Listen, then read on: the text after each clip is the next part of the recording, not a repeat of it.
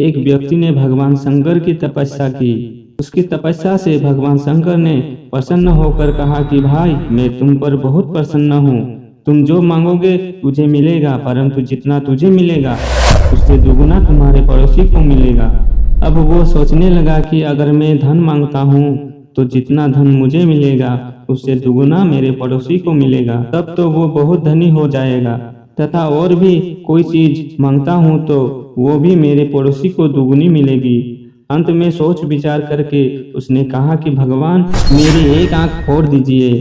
तथास्तु कहा भगवान शंकर ने। उसकी एक आंख फूट गई और पड़ोसी की दोनों आंख फूट गई।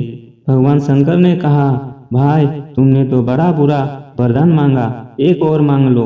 उसने कहा, जी, मेरे घर के आगे एक कुआं बना दो। उसके घर के आगे एक कुआं बन गया और पड़ोसी के घर के आगे 2 कुएं बन गए।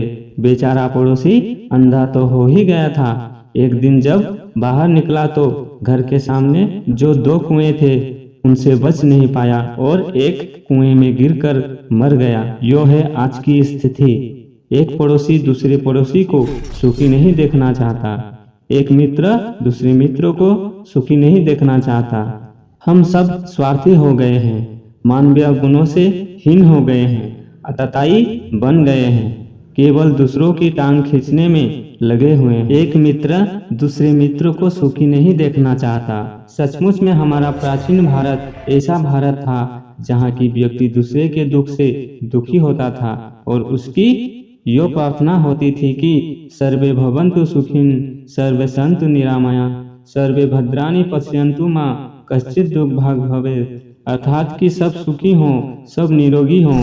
यो प्रार्थना हमारे ऋषियों की, हमारे पूर्वजों की होती थी। हमारे देश में महाराज युधिष्ठिर और रंती देव जैसी पुण्यात्माएं होती थी जो दूसरों को सुख प्रदान करने के लिए सहर्ष दुख को अंगीकार करती थी, जिनकी यो भावना होती थी कि देव मुझे ही सब दुख दे दे, जग जन सारे सुख पावे, औरों के जो क्लेश भोग हो इन जन के ऊपर आवे। ऐसे परोपकारी हमारे पूर्वज लोग थे। परंतु आज तो भारत का व्यक्ति दूसरे के सुख को देखकर दुखी होता है। ऐसी अवस्था हमारे समाज की हो गई है।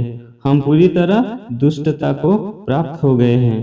दोस्तों, हमारे चैनल को सब्सक्राइब कीजिए और बेल आइकन को प्रेस कीजिए। धन्यवाद।